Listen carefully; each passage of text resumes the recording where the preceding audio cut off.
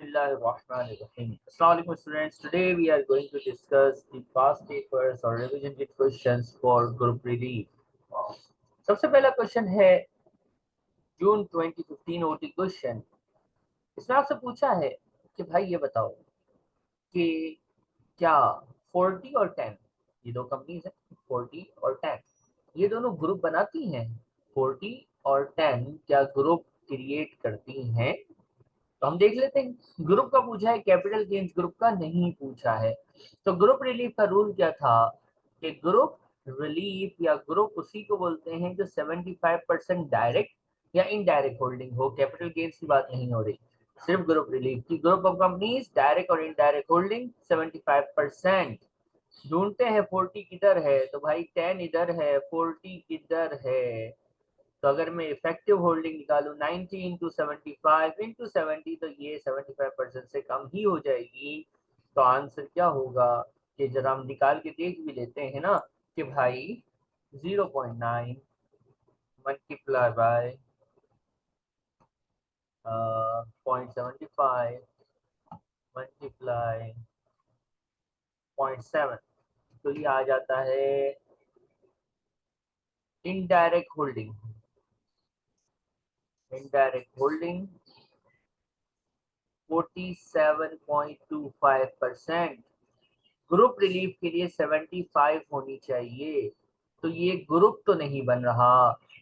Capital gains group, capital gains group के लिए 75% होना चाहिए डायरेक्ट होल्डिंग का, या अगर इफेक्टिव होल्डिंग देखी जा रही है यानी आपने किसी और कंपनी में किसी और कंपनी में होल्डिंग है तो 50% होनी चाहिए।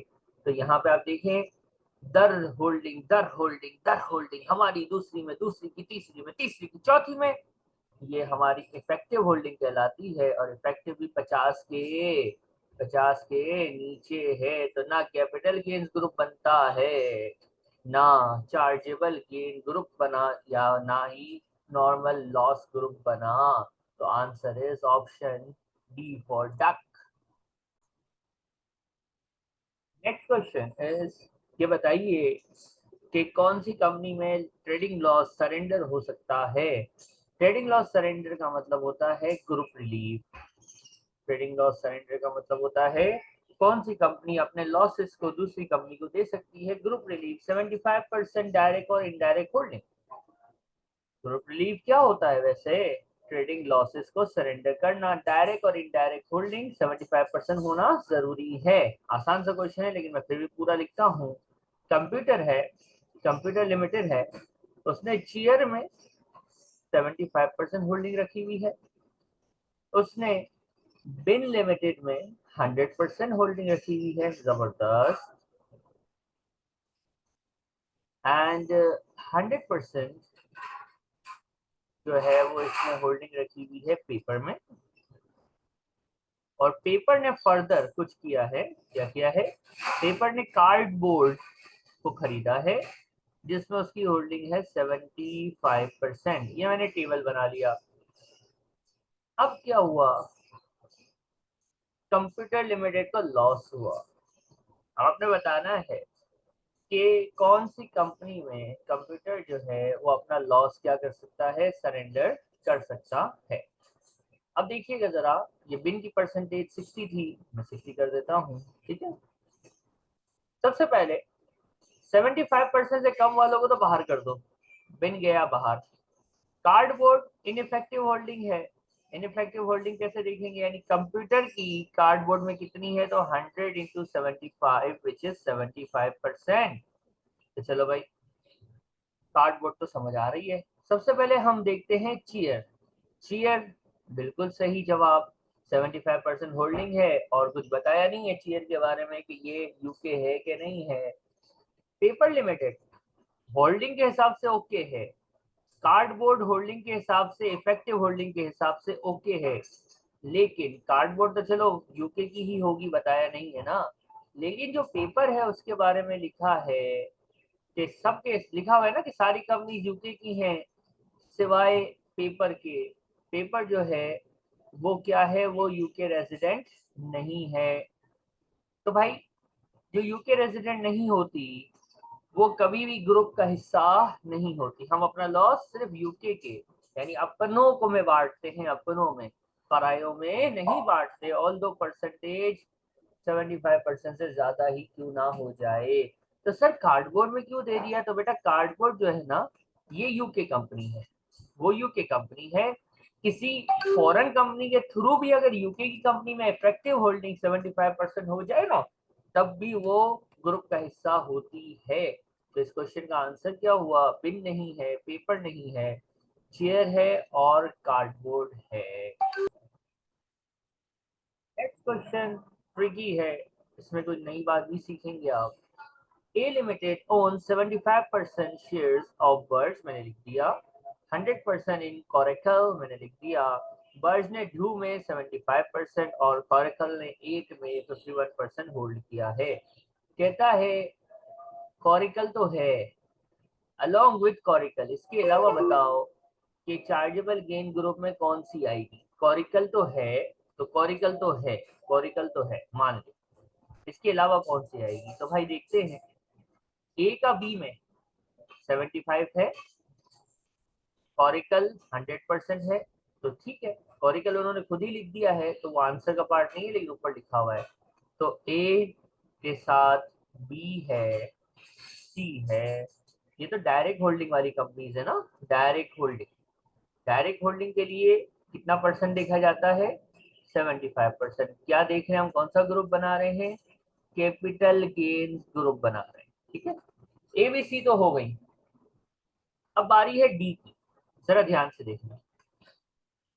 ए ने 75 और 75 वाले ने 75 टू में किया है, तो अगर मैं ए की इफेक्टिव होल्डिंग निकालने जाऊं तो वो कैसे निकलेगी? तो 75 इंटू 75% ना, 75 क्या आता है? करके देख लो। 56.25 इफेक्टिव होल्डिंग आ गई। तो भाई डी जो है इसमें इफेक्टिव होल्डिंग 56.25% है। 8 की बात करते हैं तो 100 इंटू 51, 100 इंटू 51। इफेक्टिव होल्डिंग 8 में भी 51% है। 100 मल्टीप्लाई 51, जैसे हमने वहां पे किया यहाँ पे कर दिया। बात समझिएगा गौर से। कैपिटल गेन्स ग्रुप का रूल क्या था? Direct holding 75%। इनडायरेक्ट होल्डिंग का क्या रूल था? Indirect holding 50%। तो डी तो नजर आ रहा है होगा, ई भी आपको लग रहा है कि होगा। लेकिन अब एक बात सुनो, जब हम पढ़ते हैं तो हम एक चीज बताते हैं, वो बात मैं रिपीट कर रहा हूँ, जरा गौर से देखना। जब आप ये वर्किंग कर लेते हो ना तो फिर मैं कहता हूँ हमेशा कि एक रिव्यू करो।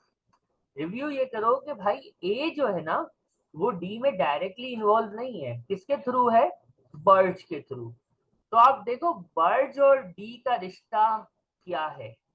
क्या बर्ज और डी में 75% और मोर की होल्डिंग है कि नहीं है? तो सर बिल्कुल नजर आ रहा है कि बर्ज ने डी में 75% होल्ड किया है। तो ठीक है, कैपिटल गेन्स का रूल क्या है? इफेक्टिव होल्डिंग 50% या इससे ज्यादा होनी चाहिए, लेकिन जिसकी वसातत से, जिसके जरिए से, इसमें बर्ड जरिया है डू तक पहुंचने का, उन जरियों का आपस में रिश्ता जो है वो 75 या इससे ज्यादा होना चाहिए। तो D is fine, D answer का पार्ट बनेगा। ई पे आते हैं, अब इन दोनों का रिश्ता चेक करते हैं। किसका? कोरेकल और 8 का। रूल क्या है?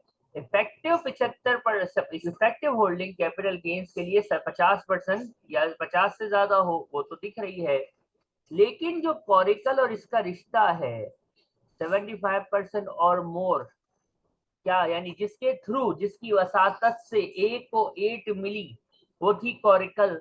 क्या कोरिकल का 8 में रिश्ता 75% का है कि नहीं है? कोरिकल का 8 में रिश्ता 75% का नहीं है, इसलिए 8 कैपिटल गेन्स ग्रुप में ऑल्दो इफेक्टिव होल्डिंग 50% से ज्यादा है, फिर भी कैपिटल गेन्स ग्रुप का हिस्सा नहीं बनेगी। पहले डायरेक्ट होल्डिंग वाली उठाई, 75% फिक्स था, उनको ले लिया। इनडायरेक्ट वाली उठाई, इफेक्टिव परसेंटेजेस निकाली, जो 50 से ज्यादा आ रही थी उनको लिख लिया। फिर उनके रिश्ते चेक किए कि डू जो है वो बर्ज के थ्रू मिली थी, तो बर्ज और डू का रिश्ता 75 का है कम से कम के नहीं, हाँ है, तो डी ओके हो गई। कोरिकल और 8 का रिश्ता 75% या इससे ज्यादा का है, नहीं है, तो ई बाहर हो गई। तो हमारे ग्रुप में कौन कौन आया? ए, बी, सी एंड डी। कहता है सी तो है, ए तो है, इसके अलावा कौन कौन है? तो इसके अलावा हमारे पास बर्ड्स है, ए तो है, सी तो है, इसके अलावा बताओ? तो इसके अलावा बर्ड्स एंड डू। इसके अलावा कौन है? इनके अलावा जो है वो है बर्ड्स एंड डू। तो आंसर आपको नजर आ रहा होगा, ऑप्शन क्या है? B for ball. तो यहाँ पे कैपिटल गेन्स का जो इफेक्टिव का 50% है ना, उसके अंदर जो फर्दर क्लासिफिकेशन है वो टेस्ट हुई है और हमने आपको समझाई है। नेक्स्ट क्वेश्चन है, जिसे ब्राजील है उसने कुछ शेयर्स खरीदे हैं, खरीदते होल्डिंग ये हैं, फंसते हैं हम, क्या करें? मजबूरी है।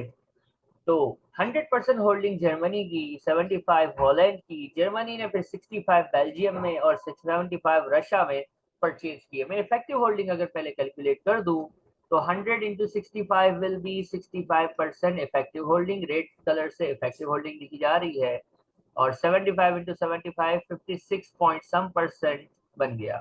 निकालना है कैपिटल गेन्स ग्रुप। क्या निकालना है? Capital gains group.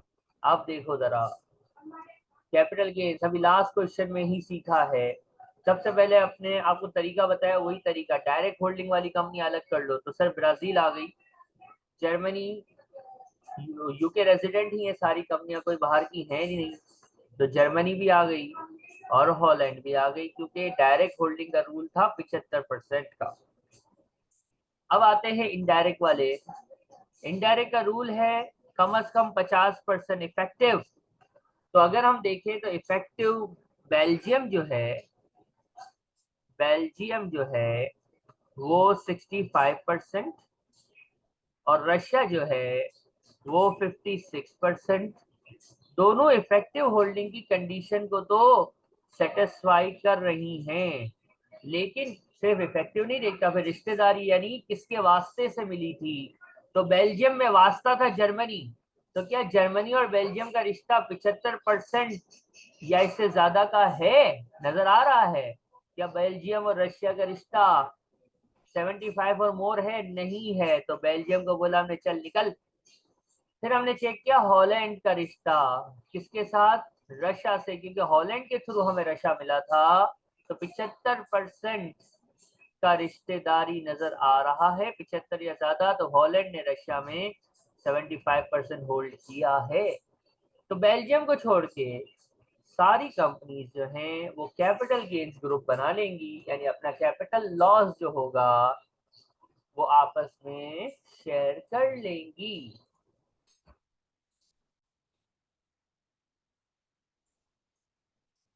Next question calculation का है कि कौन कितना लॉस देगा। तो हमें पता है, हम देखते हैं लोअर ऑफ, देने वाला कितना दे सकता है और लेने वाला कितना ले सकता है। इस क्वेश्चन में सिर्फ मंथ्स पे खेला गया है। बैटरी ने 100% वॉच में खरीदे, यूके रेजिडेंट ही है दोनों, तो ये ग्रुप बन गया। 75% ग्रुप तशरीफ ले आया, आपस में ट्रेडिंग लॉस शेयर हो सकता है।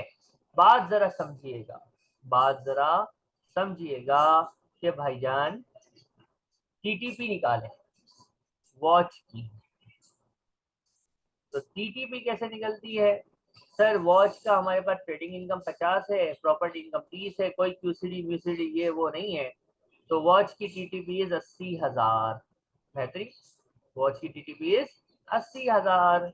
और दूसरी कंपनी का नाम, जो ओनर है, जो पेरेंट है, बैटरी, बैटरी का लॉस है ट्रेडिंग लॉस है 1 लाख।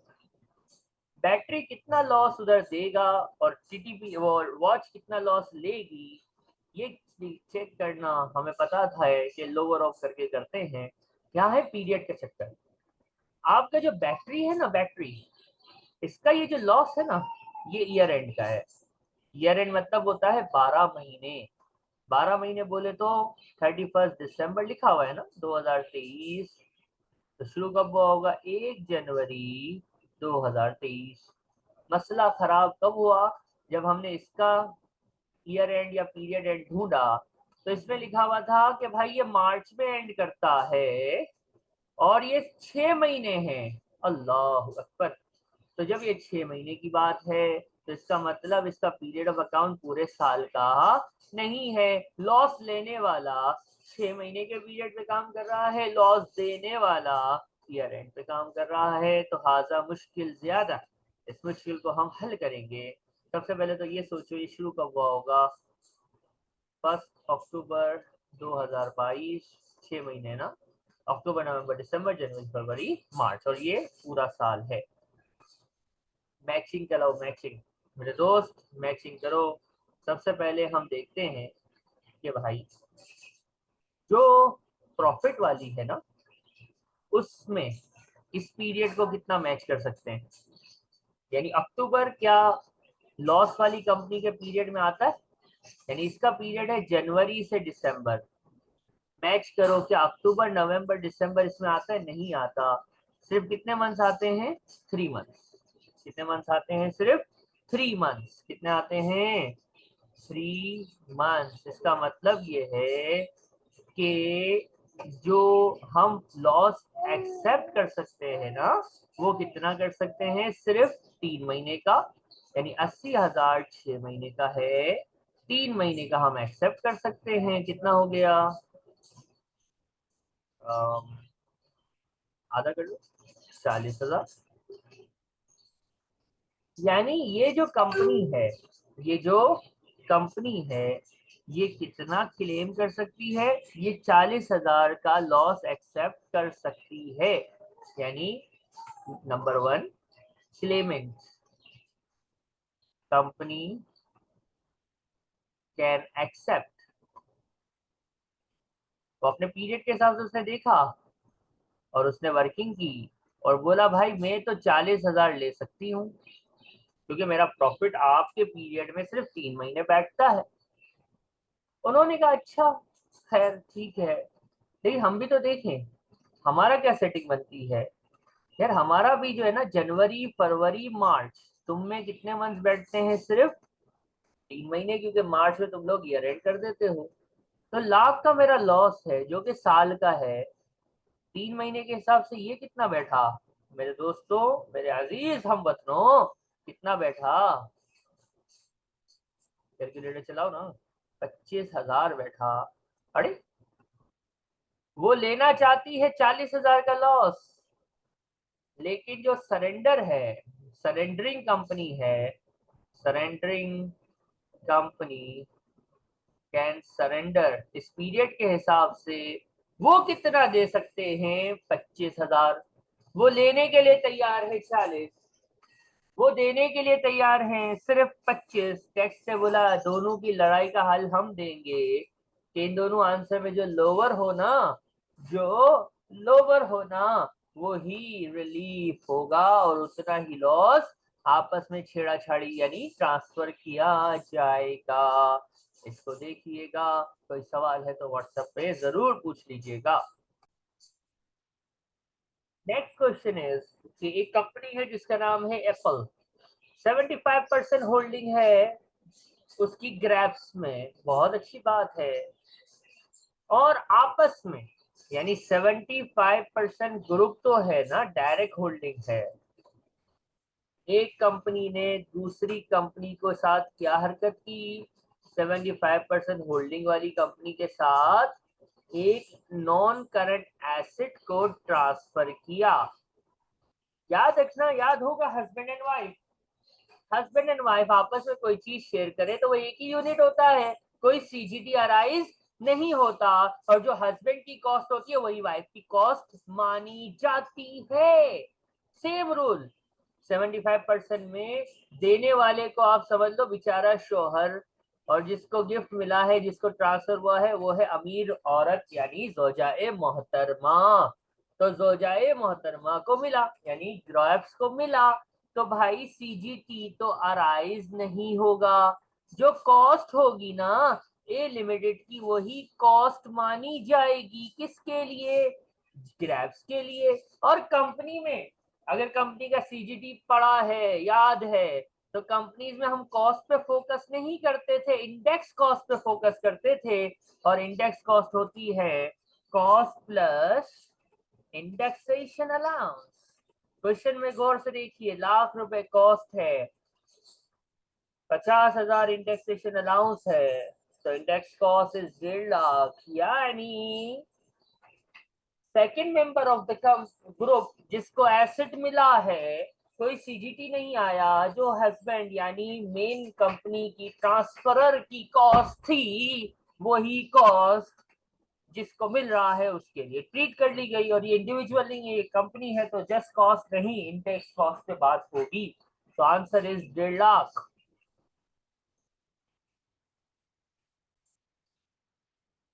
नेक्स्ट क्वेश्चन ग्रुप में दिया हुआ जरूर है, लेकिन इसका ताल्लुक ग्रुप रिलीफ से नहीं है, इसका ताल्लुक है सेल्फ असेसमेंट फॉर कंपनीज से। जब आप सेल्फ असेसमेंट ऑफ कंपनी में लार्ज कंपनी स्मॉल कंपनी की डेट्स देखते थे, तो लार्ज कंपनी देखने के लिए आप देखते थे, मैं अपने अल्फाज बोलूँ तो मैं इस तरह पढ़ाता था कि हमारी कितनी सब्सिडरीज, उस हिसाब से काम होता है, और उसको हम कहते थे 51% ग्रुप। पता कैसे चला सर, इसने ये पूछा है? तो बेटा देखो क्या लिखा हुआ है, कहते हैं कितनी कंपनीज हैं आपकी जब आप 1,50,000 के एपी ऑगमेंटेड प्रॉफिट वाली जो लिमिट है, यानी ये लिमिट ऑगमेंटेड प्रॉफिट वाली लिमिट, ये आपको याद हो, ये यू लिखा जाता था कि इसके ऊपर अगर कंपनी है तो लार्ज कंपनी है, इंस्टॉलमेंट में पे करेगी, और इसके नीचे है तो स्मॉल है और वो वन शॉट कॉर्पोरेशन टैक्स पे करेगी। इसके लिए रूल था 50% से ज्यादा होल्डिंग होना, यानी 51 इंक्लूडिंग 51 एंड अबव। तो देख लेते हैं, टेलीफोन तो है ही है, हम एक, हमारी कितनी, कुछ और नहीं, सब्सिडरीज। डेस्क सीधा सीधा सर 51 से ज्यादा है, आ गई। चेयर सर सीधा सीधा 51 से ज्यादा है, आ गई। गवर्नमेंट कंपनी क्या कभी भी हम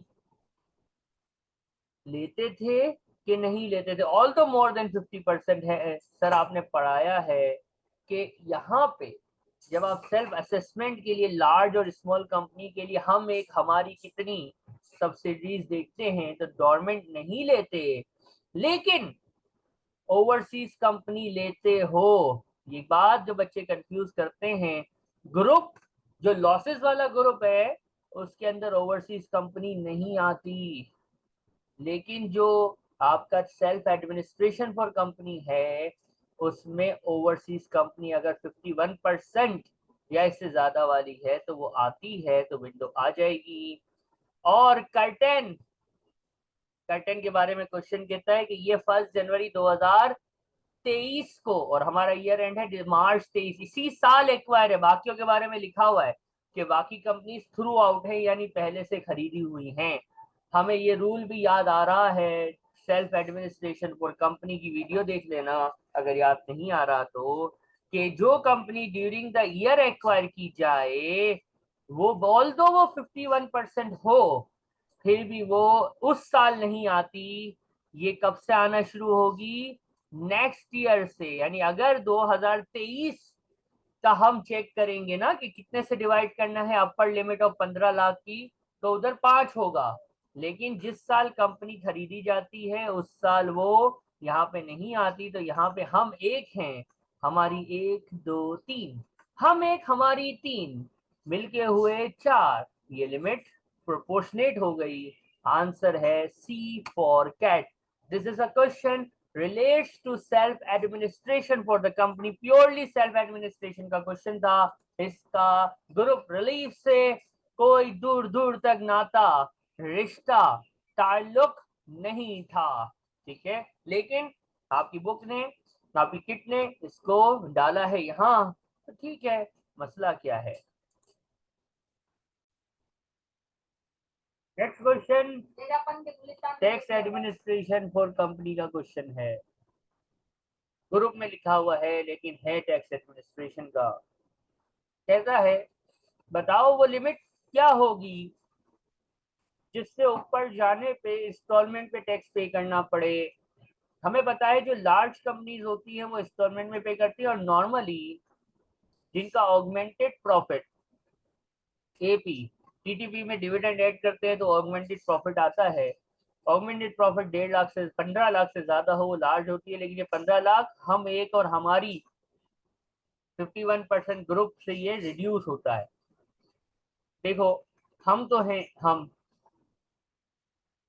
80% रोजर में, तो रोजर भी आ गई। 80 इंटू 70 जरा इफेक्टिव होल्डिंग तो निकालो, 87 का कितना होता है, एसीसी वालों कैलकुलेटर चलाओ, 56 होता है, इफेक्टिव 56 होता है। और फिर अगला, वो तो सर नीचे ही आएगा, लेकिन कर लो ना सर, 31 होता है, ठीक है सर। अब देखो इसमें गवर्नमेंट कोई कंपनी नहीं है, ओवरसीज का कोई चक्कर, ओवरसीज होती तो लेते ही है उसको तो।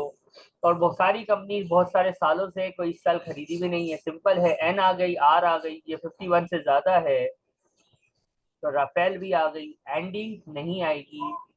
तो हम एक, हमारी दो सब्सिडीज, हम एक, हमारी दो सब्सिडीज मिलके कितने हो गए, 3, ठीक है, कितने हो गए, 3, तो 1/3, आंसर आ गया 5 लाख। यानी 5 लाख इज द लिमिट, कि अगर उससे ऊपर जाएंगे तो ये लार्ज कंपनी बनेगी, और लार्ज कंपनी अपना टैक्स जो है वो इंस्टॉलमेंट में भरती है, ठीक है।